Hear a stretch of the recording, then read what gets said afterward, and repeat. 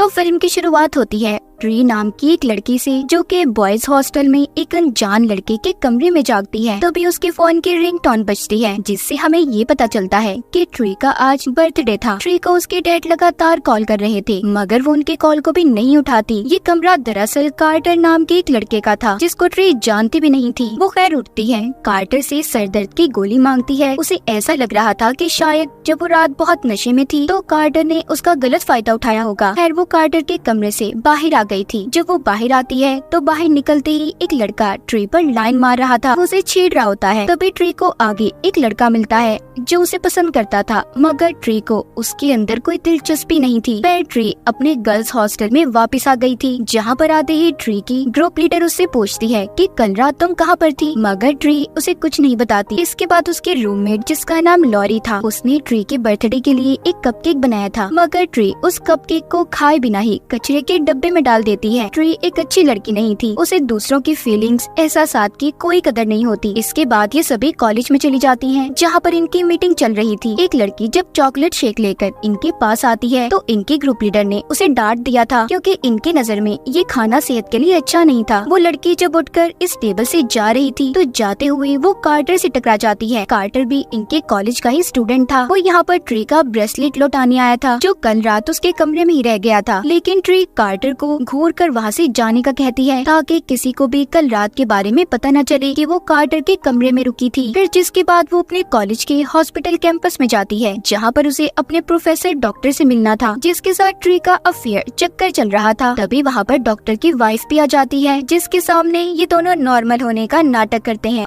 और ट्री वहाँ से चली गई थी। वहीं पर ट्री की रूममेट लॉरी भी होती है। वो कहती है, देखो ऐसे डॉक्टर के चक्कर में मत फंसो, मगर ट्री को तो उसकी इन बातों से कोई फर्क ही नहीं पड़ता था। जब ये वापस से अपने हॉस्टल में जाती है तो उधर ट्री की ग्रुप लीडर बताती है कि आज शाम हमें एक पार्टी में जाना है। फिर ट्री तैयार होती है और हॉस्टल के रास्ते से पार्टी में जा रही थी। तभी हम देखते हैं कि उसके डैड की कॉल भी लगातार उसे आती रहती है, जिसे वो नहीं उठाती। थोड़ा सा आगे जाने पर इसे रोड पर पड़ा हुआ एक खिलौना मिलता है, जिसमें बर्थडे म्यूजिक चल रहा था। जब ये उसके पास उसे देखने जाती है तो ट्री को एक आदमी खड़ा हुआ मिलता है, जिसने बेबी मास्क पहना हुआ था और ट्री को ही काफी देर से खड़ा घूर रहा था। ट्री जब उसको पुलिस की धमकी देती है तो वो वहाँ से चला जाता है, मगर अचानक ही पीछे से आकर उसने ट्री पर हमला कर दिया था। वो ट्री के पेट में चाकू घुसा देता है, जिससे ट्री की वहीं पर मौत हो गई थी। और फिर अचानक से ट्री की नींद बॉयज हॉस्टल में खुलती है, जहाँ पर हमने ट्री को पहले देखा था। ये कमरा कार्टर का ही था। ट्री को उसके डैड की कॉल भी आ रही थी। ट्री अब कंफ्यूज हो चुकी थी। उसे ऐसा लग रहा था कि जैसे उसने शायद कोई बुरा सपना देखा हो, लेकिन इस बार वो कार्टर के बारे में जानती थी और ये भी कि उसने सरदर्द की गोली को कहाँ पर रखा है। ट्री जब बाहर आती है तो पहले की तरह ही एक लड़का उस पर लाइन मार रहा था और फिर वो लड़का ट्री को मिलता है जो उसे पसंद करता था। सब कुछ बिल्कुल ही वैसे चल रहा था जैसे ट्री के साथ पहले हुआ था। ट्री को ये सब देखकर ऐसे लग रहा था कि शायद ये सब कुछ उसने पहले भी देखा है,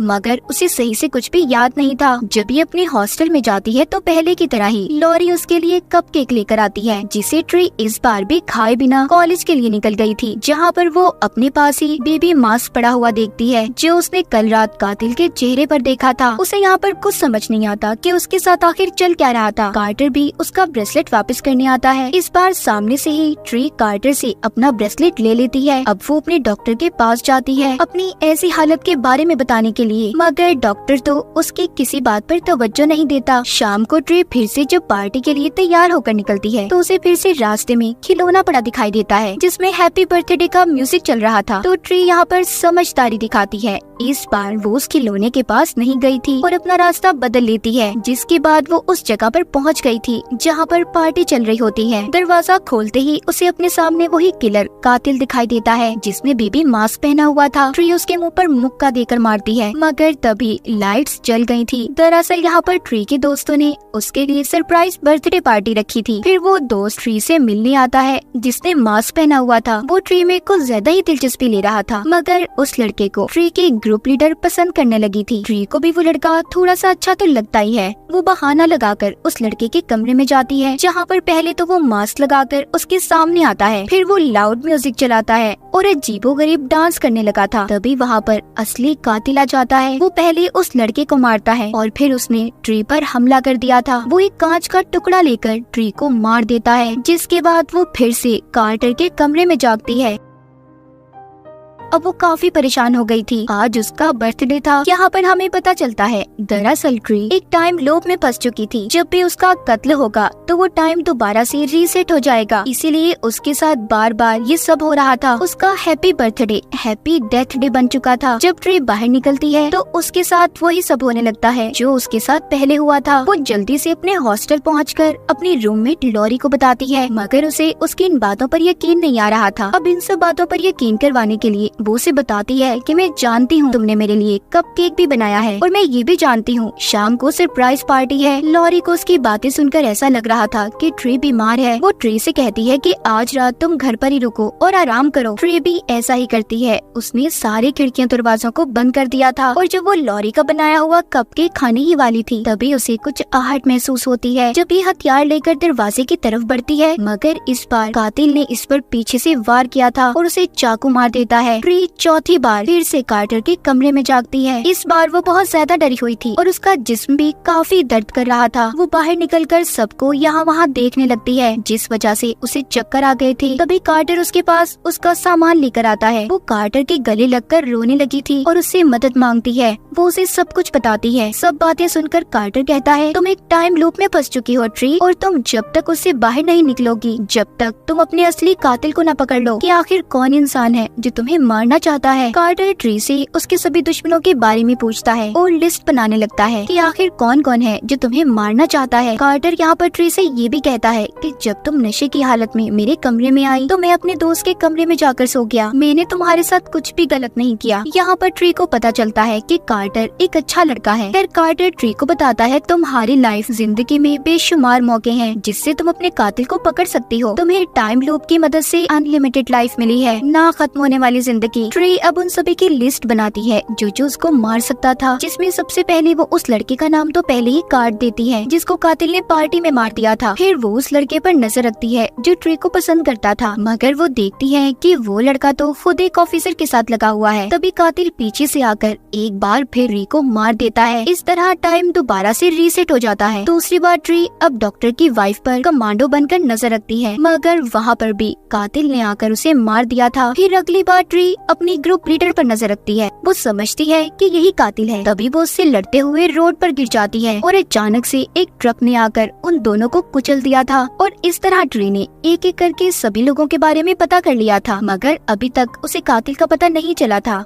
अगली सुबह जब ट्री दोबारा जिंदा होकर अपने हॉस्टल से बाहर आती है तो इस बार उसने कपड़े ही नहीं पहने थे, जिसे देखकर सब हैरान होते हैं। यहाँ पर ट्री जानती थी कि शाम को वो मर जाएगी और ये सब लोग सब कुछ भूल जाएंगे। फिर शाम को एक बार कातिल फिर से ट्री को मार देता है और फिर जब एक बार फिर से टाइम रीसेट होता है वो कार्टर के कमरे में जागती है। अब तो ट्री काफी कमजोर हो चुकी थी, उससे चला भी नहीं जाता। कार्टर उसे हॉस्पिटल लेकर जाता है, जहाँ पर एक्सरे में डॉक्टर ट्री को बताता है, तुम्हारे जिस्म में इतने जख्म है, अब तक तो तुम्हें मर जाना चाहिए था। ट्री को यहाँ पर ये समझ आती है कि टाइम बेशक रीसेट होता है, मगर वो जितनी बार भी मरेगी उतनी ज्यादा कमजोर होती जाएगी और फिर शायद एक दिन वो इसी वजह से मर जाए। ट्री को अब तो डॉक्टर पर भी शक होने लगा था कि कहीं कातिल डॉक्टर तो नहीं, इसीलिए वो हॉस्पिटल से भाग जाती है। लेकिन तभी कातिल ने वहाँ पर आकर उसकी आंखों के सामने ही डॉक्टर को भी मार दिया था और फिर वो ट्री के पीछे भागता है। ट्री पार्किंग एरिया में आकर एक गाड़ी को लेकर भाग गई थी। वो यहाँ पर काफी खुश थी कि उसने मौत को चकमा दे दिया। तभी उसकी गाड़ी को एक पुलिस वाला रोक लेता है। ट्री सोचती है कि उसके पास जेल से महफूज जगह कोई नहीं है, इसलिए वो पुलिस वाले से कहती है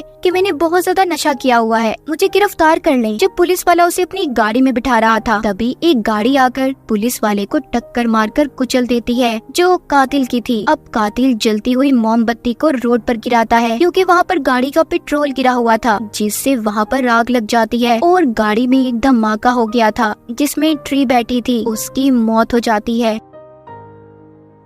टाइम दोबारा से रीसेट हो गया था। उसकी आँख फिर से कार्टर के कमरे में खुलती है। इस बार उसे कोई परवाह नहीं थी। वो कार्टर को यकीन दिलवाने के लिए कहती है, देखना वो कपल गीला होगा और फिर वो लड़का बेहोश हो जाएगा। जिसके बाद वो दोनों एक कैफे में जाते हैं, जहाँ पर ट्री कार्टर को बताती है कि मेरी और मेरी मॉम का बर्थडे एक ही दिन आता है, लेकिन 3 साल पहले मेरी मॉम की मौत हो गई और इसीलिए मुझे ये दिन बिल्कुल अच्छा नहीं लगता। इसी दौरान ट्री के डैड की कॉल भी आ रही थी। तभी वो टीवी पर एक सीरियल किलर कातिल की खबर देखती है, जिसने बहुत से मासूम लोगों को मारा था। उसका इलाज इन्हीं के हॉस्पिटल कैंपस में चल रहा था। ट्री को अब लगता है कि यही कातिल है। वो उसके पीछे हॉस्पिटल जाती है, जहाँ पर वो कमरे से गायब था। उसने सिक्योरिटी गार्ड को भी मार दिया था। तभी वो पीछे से आकर ट्री पर हमला कर देता है, लेकिन ट्री उसकी गन की गोलियों से बचते हुए भाग गई थी। इस बार उस कातिल ने अपना मास्क भी उतार दिया था। ट्री को ये तो पता चल गया था कि कातिल कौन है। तभी जब वहाँ पर कार्टर जब उसको बचाने आता है, तो उस कातिल ने कार्टर की गर्दन तोड़कर उसे भी मार दिया था। ट्री भागकर एक कमरे में बंद हो जाती है और पीछे से आकर उसने कातिल पर हमला कर दिया था। मगर ट्री यहाँ पर ये सोचती है कि अगर आज वो ना मरी तो टाइम रिसेट नहीं होगा और वो कार्टर को हमेशा हमेशा के लिए खो देगी। इसलिए वो एक टावर से कूदकर अपनी जान दे देती है। जिसके बाद टाइम दोबारा से शुरू होता है। वो कार्टर के कमरे में जागती है, जहाँ पर कार्टर को जिंदा देखकर वो बहुत खुश थी। इस बार तो उसकी खुशी का कोई ठिकाना ही नहीं था। वो हॉस्टल जाकर लॉरी से भी माफी मांगती है, क्योंकि वो उसके साथ अच्छा सलूक नहीं करती थी। डॉक्टर से भी उसने अपने चक्कर अफेयर को खत्म कर दिया था। जिसके बाद वो अपने डैड के साथ भी खाना खाती है और उनसे माफी मांगती है कि वो उन्हें कब से इग्नोर कर रही थी। शाम को वो अपने कातिल से लड़ने के लिए तैयार थी। वो हॉस्पिटल जाती है, जहाँ पर वो सिक्योरिटी पर गन करके उसे जाने का कह रही थी, ताकि वो जाकर सही वक्त पर पुलिस को बुला लाए। फिर वो उस कातिल के कमरे में जाकर सीधा उस पर गोली चलाने वाली थी, मगर गन की सेफ्टी ऑन थी, जिससे गोली नहीं चलती। तभी वो आदमी कातिल ट्री को पकड़ लेता है और उसे बहुत मारता है। लाइट्स भी बंद हो गई थी। अब ट्री पीछे से आकर उस कातिल पर गोली चला देती है, जिससे वो वहीं पर मर गया था। रात में वो और कार्टर उसका बर्थडे सेलिब्रेट करते हैं।